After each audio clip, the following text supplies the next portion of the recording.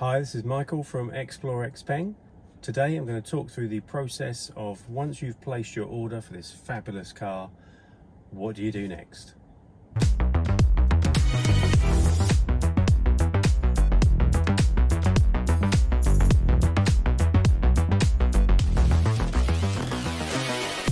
So the first thing before you walk out the showroom door is talk to your dealer about ceramic coating.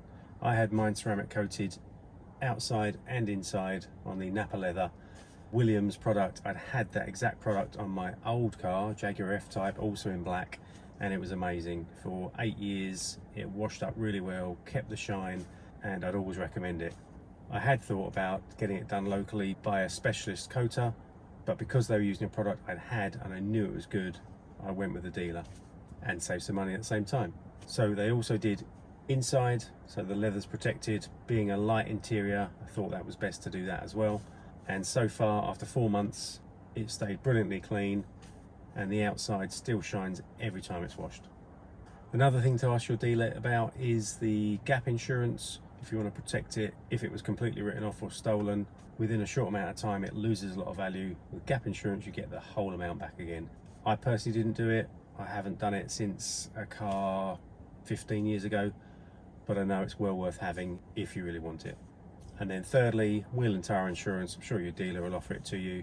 Protect your wheels from those scuffs and punctures. It's a brilliant cover to have. We've had great use out of it in the past on cars, so talk to them about that as well.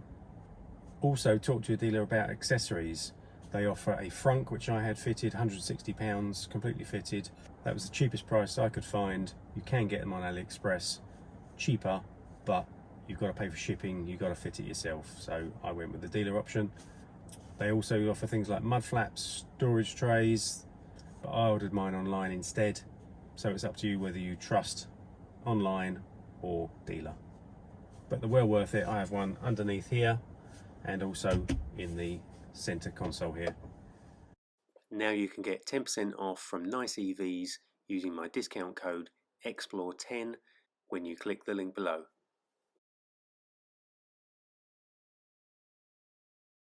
Then you need to think about charging. Are you going to have a home charger installed? Are you just going to do a 3-pin granny charger, which I wouldn't suggest with an 80 kilowatt battery. I went for a Hypervolt Home 3.0 charger, and that's been brilliant for me. I actually bought it online myself, found the cheapest price I could, and I had my local electrician come and install it, certify it, and that worked out cheaper overall than a few charger installation company quotes that I got.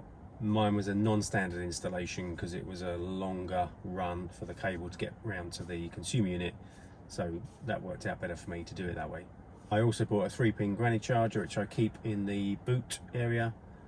You can also put it in the frunk, and that's just in case of emergencies. If my home charger failed, I had a special socket, EV rated socket, put in next to the home charger so that I've got that backup, and if I'm ever caught short when I'm out and about, if I'm at my granny's, I can use the granny charger. If you're going to go with a home charger, it's best to look into EV Tariffs. Octopus is a popular one. EDF, who I'm with, is another one. Eon do them, British Gas do them. I went with EDF because they do 7 hours overnight between 11 PM, 5 AM, whereas Octopus is fixed at 6.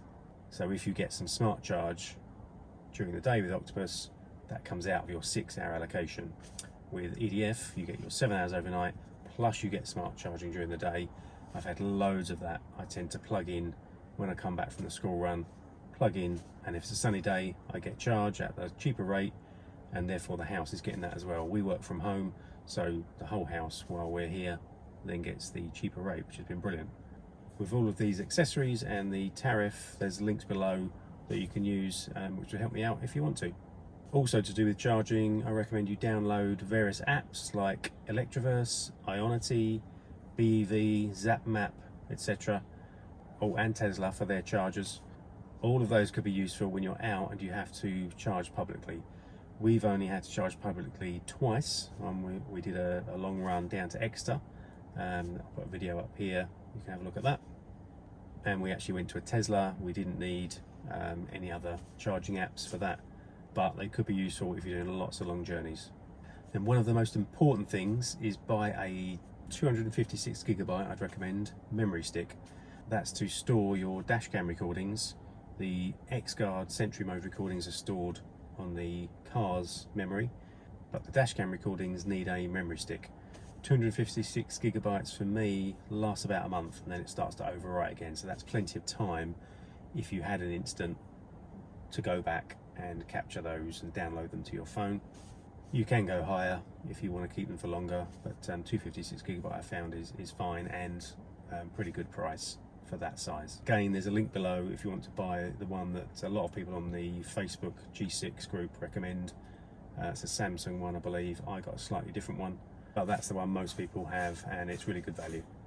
Another app that I would suggest you download is the Xpeng app. Obviously, you can't do a lot with it until nearer the time of collection day, when the dealer will link your car to the app, and then you can access all the information there and things like the X combos and all the other settings. But download that just so you're ready with that when the time comes. And then lastly, I would suggest that you just watch loads of YouTube videos. You can get so much help from videos like mine, and there's lots of others out there. I was watching videos made in Thailand with English subtitles that went through the whole infotainment system, so I knew exactly what it could do. I think it was about an hour-long video, and my wife thought I was absolutely mental.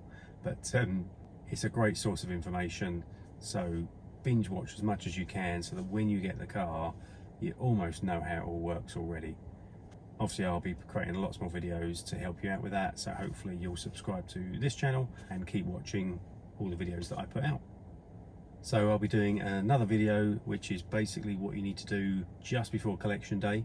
So if you subscribe, turn alerts on so that when I upload the next video, you get notified. If you enjoyed this video and it's been helpful, then please press the like button, and I will see you in the next video.